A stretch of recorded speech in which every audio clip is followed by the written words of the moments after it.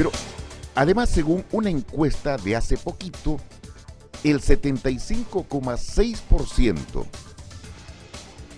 8 de los viajes realizados en Lima se han hecho en transporte público, mientras que solo el 15,5% se ha hecho en transporte privado, es decir, en su vehículo, en su auto en el que ustedes estén en estos momentos. Y por último, el 7,8% de los viajes se hizo a pie o en bicicleta.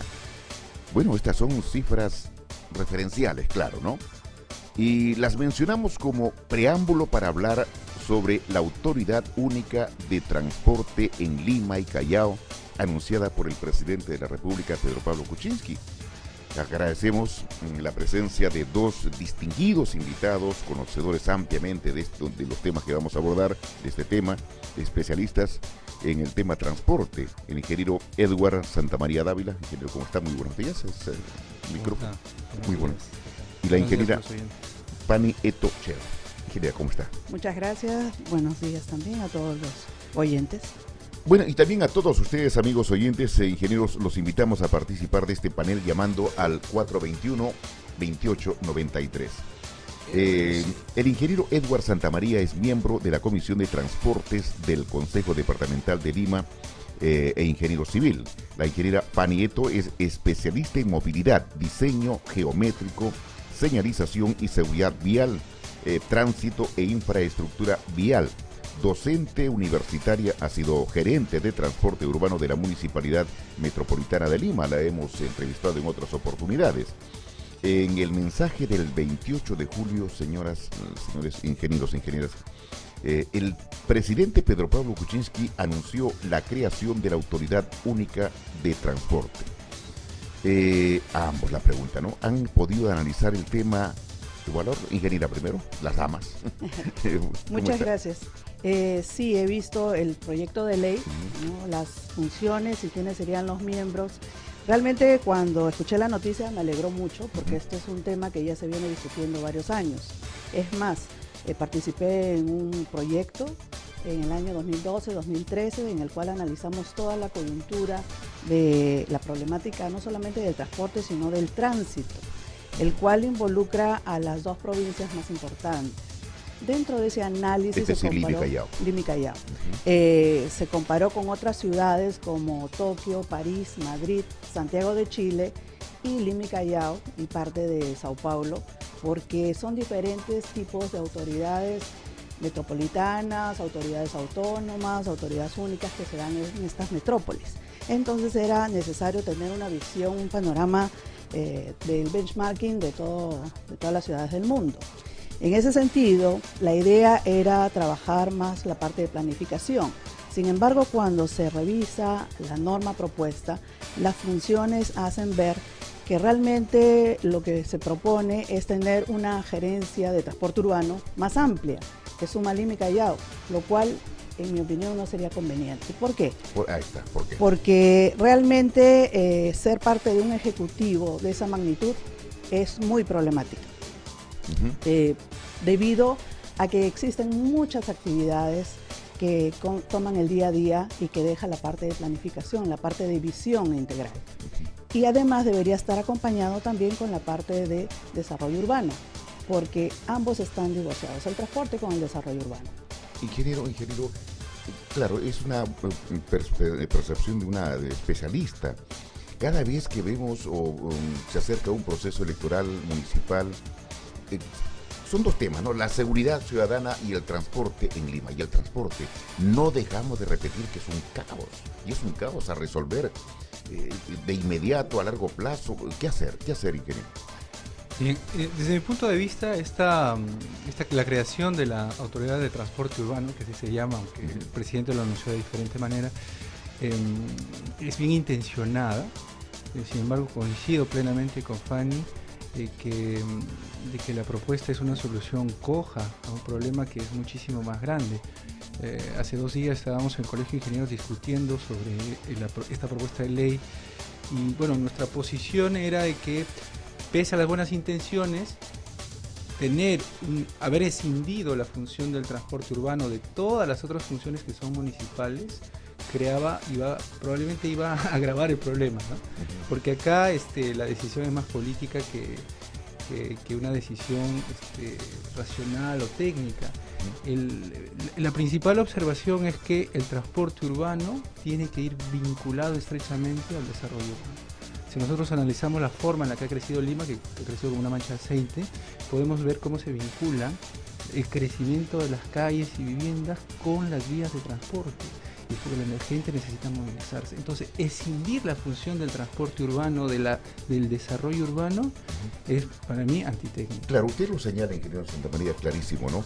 Las calles que tenemos en el centro de Lima, y también a la ingeniera Fanny, las calles que tenemos en el centro histórico de Lima, sin duda fueron hechas para carruajes de hace muchos años. Y eso genera todo un cuello de botella cuando se quiere, cuando se cierra el centro. Es un pandemonio, perdón, la expresión es un poco dura, pero es difícil comprender cuando se cierra porque hay temor de que haya una marcha y que llegue a Palacio de Gobierno. El centro de Lima se convierte en un caos. Y no solo a nivel vehicular, sino peatonal, porque cuando uno tiene que hacer despacho en el Palacio de Gobierno o en el municipio o en cualquier ministerio, está totalmente cerrado y bloqueado. El tema ahí es que hay que comenzar a cambiar los usos de suelo y también los usos de qué tipo de modalidad queremos implementar. Se han hecho muchos análisis al respecto, se quiere peatonalizar el centro, hay propuestas de incluir un tranvía, por ejemplo, ha sido una tesis en la uni de maestría, muy interesante porque analizó todo el aspecto del centro histórico, incluyendo la parte de barrios altos. Hay que revalorar el centro más al tipo de ciudad de uso no tanto institucional, sino turístico, atractivo, ¿no? Como hay en todo el mundo. También lo importante, las estadísticas que usted dijo, hay que tener una política de Estado en donde se sustente el transporte masivo, ¿no? Y que ¿qué sucede? Que antiguamente todo estaba diseñado para que las rutas de transporte público, yo me acuerdo cuando recién entré al municipio a trabajar, todo estaba concentrado en el centro. Sin embargo, cuando se hacen las encuestas de origen y destino, realmente hay diferentes vocaciones de servicio. Y en los últimos años ha habido una migración hacia afuera. Y eso es lo que va relacionado con el uso o lo que es desarrollo urbano, ¿no? ¿Qué sucede? Que la gente comienza a comprar por las periferias las residencias. Entonces tiene que trasladarse para hacer cualquier actividad del centro hacia afuera. ¿Y quiénes son los que operan afuera? Las mototaxis. Es otro caos, aparte. Es otro caos terrible. Tema, ingeniero, ¿no? Santamaría, pero ¿en qué inconveniente se caería, además de lo que menciona la ingeniera Fanny, con este dispositivo? Estamos hablando de que esta autoridad de transporte urbano únicamente va a ver el sistema integrado de transporte o transporte público. Y entonces quitamos de todas sus competencias los otros modos. Estamos viendo una fracción que es cierto, es el modo más importante, pero todos los otros modos interactúan. O sea, ¿cómo podemos planificar un correcto transporte público si no hacemos nada para disminuir los efectos de la congestión?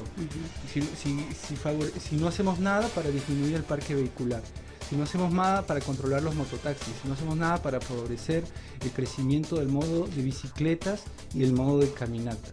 Entonces, además, el transporte público se justifica solo si existe una conveniente densificación urbana. Digamos, un metro, por ejemplo, se justifica cuando existe un cierto volumen de pasajeros, más allá de 30 o 40 mil pasajeros por dirección sentido, por dirección hora.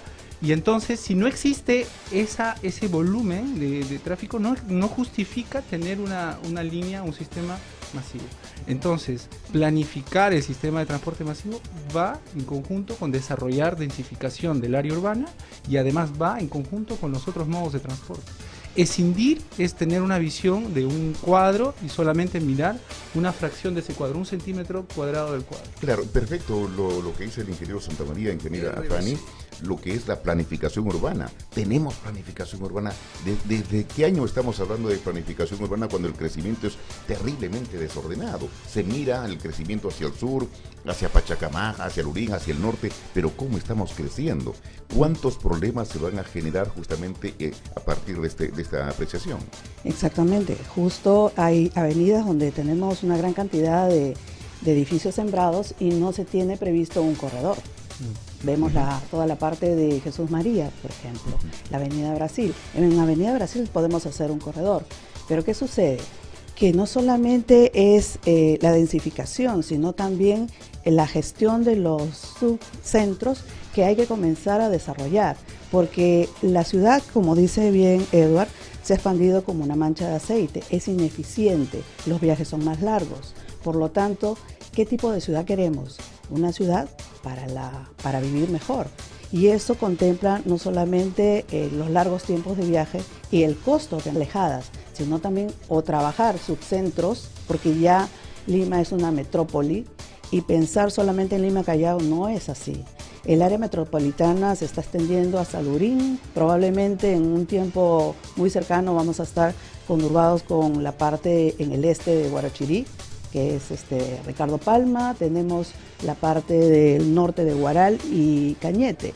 No podemos estar teniendo esa concepción de ir extendiendo, sino más bien tener un cerco y ya tener la decisión que esta autoridad no solamente mire el transporte y tránsito, que ahorita se podría solucionar. Existe la ley del régimen de gestión común en donde se puede determinar quién o cómo, en qué medida se expanden o se cortan estas rutas. La ley está establecida y solamente obedeciéndola cumple. Sin embargo, le dan vuelta a lo mismo. Tener una GTU más grande no es la solución. Ahora, claro, perfecto, ingeniera Fanny.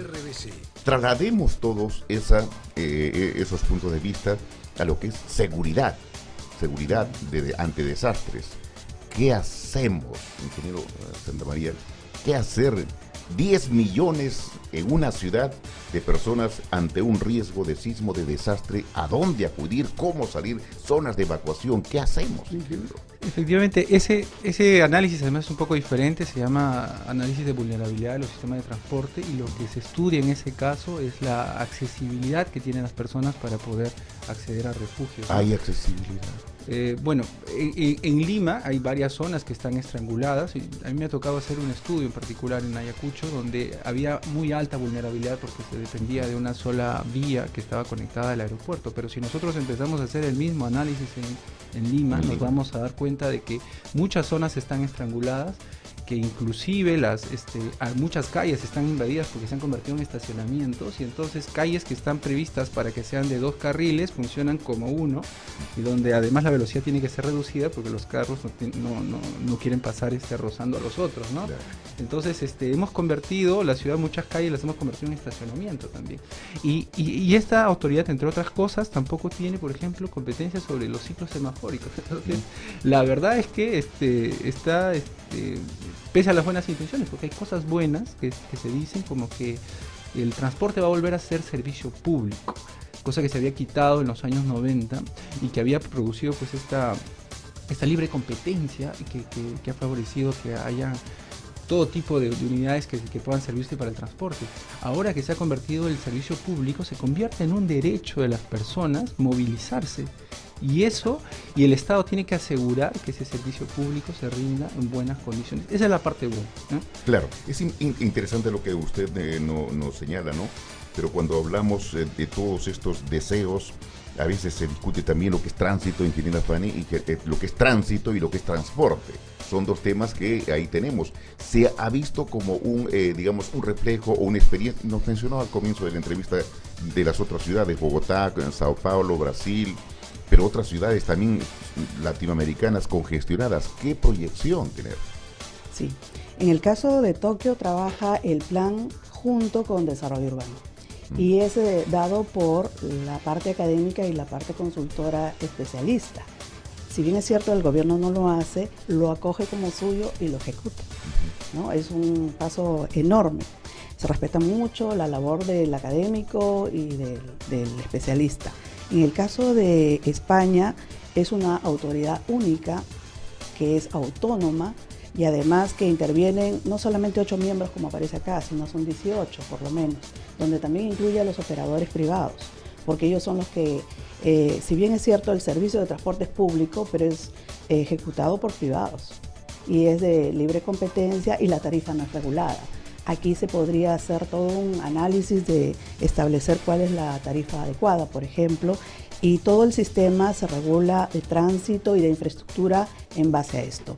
Otro aspecto importante, por ejemplo, el caso de Managua, cuando usted habló lo de gestión de desastre, tuvimos la oportunidad de hacer todo un plan y trabajar con cada uno de los distritos sobre las rutas de evacuación en cuestión de desastres, porque no solamente es sismo, hay inundaciones, hay deslizamientos. Claro. ¿Ya? Y no solamente trabajamos las principales troncales, sino también las vías locales, porque a la hora de que ocurre el desastre y hay colapsos, tenemos que tener también vías de acceso a los shelters o lo que son los refugios, los hospitales o las zonas de seguridad. Que no los tenemos. Que no los tenemos y que eso tiene que estar inventariado. Se ha hecho un pequeño piloto para el caso de Bellavista con el CISMIT, ¿no? Con el Centro de Investigación de Mitigación y Desastres, en donde ubica cuáles son las zonas seguras, las edificaciones que sí permitirían, por ejemplo, el refugio de maremotos, pero eso hay que extenderlo a toda la ciudad, ¿no? Ahora, hay muchos especialistas, ingeniero Santa María, hay más especialistas, ustedes son especialistas en este tema, que podrían estar trabajando en diferentes instituciones corporativas sobre transporte urbano. Sí, y además una de las cosas que siempre se ha criticado es que no se incorpora en la opinión de otros especialistas. Es como si solamente una cúpula muy restringida puede manejar y tomar las decisiones, ¿no? Y esta autoridad de transporte urbano se crea en base a un estudio que hace la Agencia de Cooperación Alemana, donde efectivamente menciona un poco lo que dice Fanny, se estudia muchas ciudades y donde el modelo que se toma es que estas autoridades dependen de las municipalidades que conforman la mancha urbana y, digamos, le dan poderes a esta autoridad que está por encima de todas ellas. Eso lo dice el estudio de la Agencia de Cooperación Alemana, pero la conclusión dice que no, mejor que en el Perú, por experimentar, sea y que dependa del MTC. El MTC no convoca a las universidades, no convoca a los colegios profesionales, toma su propia decisión y hace su propia autoridad de transporte urbano, que además escinde las funciones, entre otras cosas. Digamos que cuando nosotros hoy en día, digamos, hay un problema en el transporte, sobre quién vamos a cargar la responsabilidad, sobre el MTC o sobre las municipalidades. Y entonces cuando hay dos responsables, no hay ninguno, ¿no? Ese es un problema importante. Con usted, ingeniera, hemos conversado en otras oportunidades cuando la posición o la idea política o la percepción de los votos pesa más que la opinión técnica de ustedes. Es terrible cuando eso se da. Sí. Entonces, no, yo lo quiero así porque eso me va a generar simpatías, aplausos, pero señor alcalde, señora autoridad, y eso no funciona. ¿Qué hacer ante esa situación? Es correcto. Incluso esta autoridad, como decimos, debería ser autónoma. Si lo asume el MTC, corre el riesgo, porque el tema del transporte es una papa caliente. Y lo hemos visto de cerca en el año 2007 con el Transantiago. La figura que está promocionando, y no solamente el estudio alemán, sino también estudios internos que hubo en la gestión anterior, indicaban de que la autoridad sea adscrita al MTC. El caso de Santiago de Chile, esta autoridad pertenece al ministerio y el municipio no hace ni siquiera los semáforos. Y más bien quien gobierna ahí todo el tema de transporte es el metro, que es el dueño de Transantiago. Eso tuvo como consecuencia la caída de 5 gabinetes. Y te digo que lo vi de cerca porque estuvimos en un congreso con 80 expertos internacionales y además funcionarios del BID, en el cual tuvimos que estar encerrados en el hotel, porque si sabían que expertos de transporte estaban ahí, pues la prensa iba a llegar, porque todos los días estaban sentados los funcionarios del ministerio dando cuenta del problema de Transantiago. Y ese sistema está generando una pérdida de $1.000 millones al año, por más infraestructura, por más restricciones que le están haciendo. Entonces, ese problema, ¿se quiere cargar el Ministerio de Transportes? Qué buena pregunta, ingeniero, ¿no? Estamos a puertas de acontecimientos importantes como el Bicentenario, cómo nos espera Lima y otras ciudades, porque no solamente, es cierto, el Consejo Departamental de Lima ve y enfoca, pero también hay respuestas o hay situaciones muy difíciles en otras ciudades. Cuando uno visita Ica, visita Huancayo, visita Arequipa, encuentra que el tránsito también es igual, el crecimiento, la adquisición de nuevos vehículos y no el descarte de las unidades ya usadas. Esto del chatarreo nunca funcionó, ingeniero. Sí, y además cuando hablamos qué sistema de transporte queremos para el bicentenario, ya Fanny ha mencionado que estamos en un déficit enorme. Hoy en día los sistemas de transporte masivo, metro más metropolitano, apenas llegan al millón de pasajeros por día, de los 20 tantos millones de pasajeros. Menos del 5% son transportados en nuestro sistema de transporte masivo. Deberíamos aspirar a que más del 50% estuviese siendo transportado. Entonces, ahora, construir infraestructura de transporte masivo no es una decisión fácil, cuesta muchísimo. Y acá se hace pues por grandes líneas, pensando que uno tira una línea y luego va a aparecer la demanda, y cosa que no es usual. Y entonces si vemos por ejemplo cuánto está costando la línea 2, cuando casi la mitad del tramo que va hacia el Callao no tiene demanda, pudiendo invertir ese dinero en otras zonas o en otros corredores que sí tienen demanda. Y este sistema de transporte público además no tiene un financiamiento adecuado. En muchos países, en Estados Unidos o en otros en Europa, por ejemplo, se vincula que los impuestos propios del combustible, que de algún modo están relacionados con el transporte, puedan ayudar a financiar la infraestructura de transporte. Acá la única manera de poder recaudar, dice el capítulo que tiene que ver con los recursos de esta Autoridad de Transporte Urbano, son fondos que le pueda otorgar el Erario Nacional y los fondos que puedan salir de las tarifas y del recaudo. Pero eso no va a ser suficiente. O sea, tenemos que vincular que el problema de transporte tiene externalidades producidas por los autos, por el sistema de carga, por el sistema de transporte de pasajeros, y de alguna manera tenemos que también recaudar de esos modos de transporte para poder hacer un financiamiento cruzado del sistema de transporte público que finalmente transporta al 80% de los pasajeros.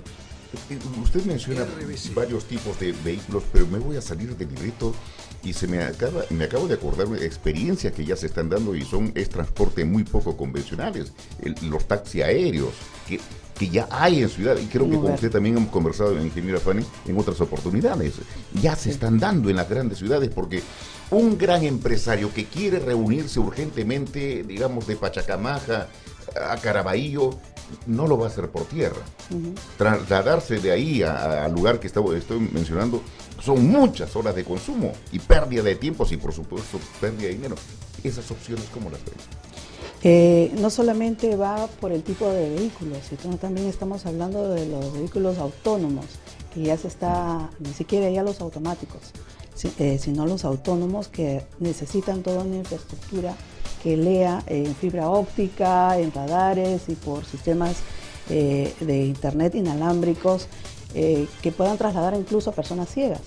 Hay muchas propuestas que se están dando y que ya se proyectan en diferentes ciudades. Dicen que el bus chino fue un fracaso.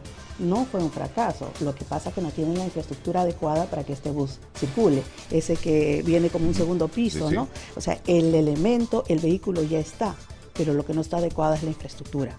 Por eso que los corredores complementarios, ¿por qué no funcionan? Porque no se está respetando la parte del carril y quienes se ingresan, porque es un mal servicio que todavía no es calibrado, que no brinda la facilidad de desplazarse de un lado a otro, porque está cubierto por esa cantidad de vehículos. Si bien es cierto, en ocupación hablamos de que solamente el 15% de la población se traslada en autos, estos autos ocupan más del 80%. O sea, la congestión es provocada por los autos. Solo el 4% es transporte público. Y no olvidemos algo más, los taxis que se cuadran en las esquinas. Vaya usted a ver esta calle que creo que antes era Miro Quesada y ahora es Santa Rosa, creo, sí, y el Jirón de la Unión. Sí. Vaya usted a ver y ahí están frescos, están hablando por teléfono los taxistas. Se cuadran descargando mercadería. Se cuadran los de estos blindados de los bancos. Es decir, una falta de conciencia, civismo, ingeniero, y que uno dice, ¿qué está pasando con nuestra gente? Bueno, Lo que pasa es que ahí existe lo que le llamamos cuando el recurso es infinito, entonces todos hacen uso y abuso de ese recurso.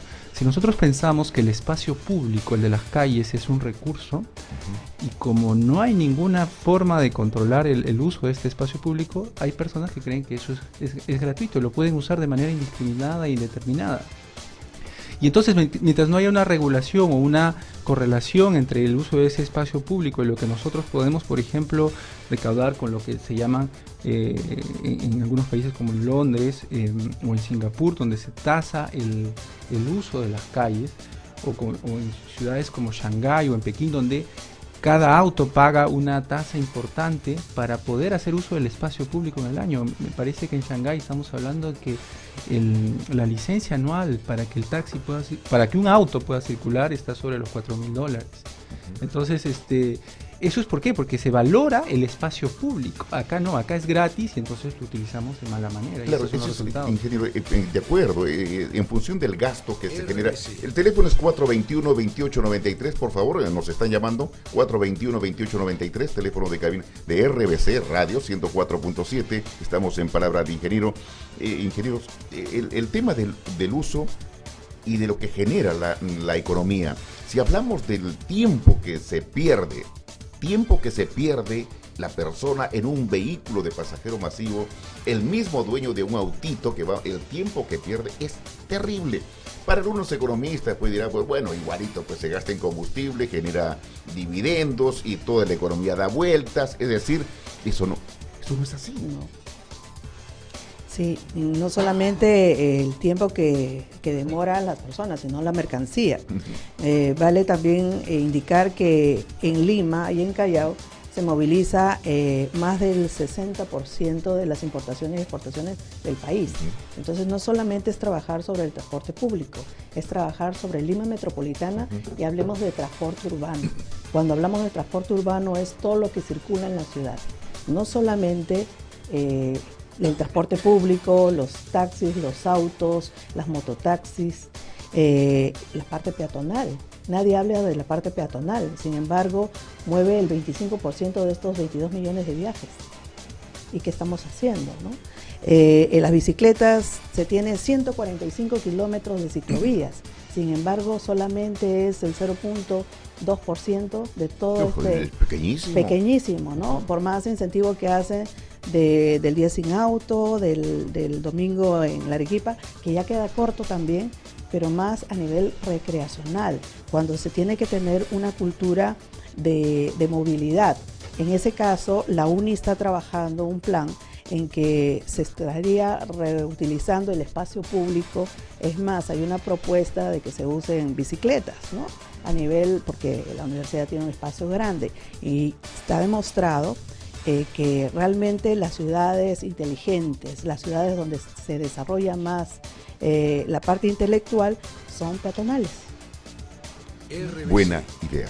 Estamos llegando a la parte interesantísima, el enfoque que ustedes son especialistas en el tema, pero también el público quiere soluciones, ¿no, ingeniero? ¿Qué hacer? Sabe que va a tomar su carro, ya está pensando, hace la hoja de ruta, no la hoja de ruta política, ¿no? La hoja de ruta por dónde voy a cortar, por dónde me voy a meter, por qué callecita. Soluciones. Bueno, es cierto, cada quien puede hacer un poco desde su lado. Sabemos que los que tienen los recursos pueden proponer infraestructura, pero las personas y las empresas también lo pueden hacer. Escuchando un poco lo que dice Fanny, también en la UNI hemos estado estudiando lo que se llaman los planes de desplazamiento empresariales. Estos planes son iniciativas que se hacen en muchos países, donde la empresa analiza cómo se moviliza su personal, de manera que la empresa también pueda aportar soluciones como modificaciones en los estacionamientos para acoger bicicletas, como horarios especiales, como teletrabajo. O sea, tenemos que involucrar a todas las personas para poder mejorar la movilidad, porque una baja movilidad como la de Lima, lo único que refleja es una mala calidad de vida también. Entonces, y creo que la tenemos, ¿eh? Por supuesto, hablando de las bicicletas, por ejemplo, no es solamente construir ciclovías. En un estudio que hicimos en París hace un buen tiempo se determinó que para que una persona se sienta motivada a utilizar la bicicleta, de alguna manera puede buscar más o menos el camino. El problema es dónde estaciono mi bicicleta con seguridad, dónde la guardo. Y en el Perú, nuestro reglamento nos piden cierta cantidad de estacionamientos para autos cuando se construye un edificio. No exigen nada como estacionamiento para bicicleta. No les exige a los centros comerciales tener estacionamientos vigilados para bicicleta. Tampoco en las estaciones de del metropolitano y del metro. Entonces, ¿cómo queremos favorecer si una persona quiere usar su bicicleta y no tiene dónde estacionarla? La bicicleta pasa 20 horas al día estacionada. Si no tenemos infraestructura de estacionamiento, tampoco vamos a poder aumentar el modo de bicicleta. Ingeniero Eduard Santa María Dávila, ingeniera Fanny Etochero, como siempre, gratísimo conversar con ustedes.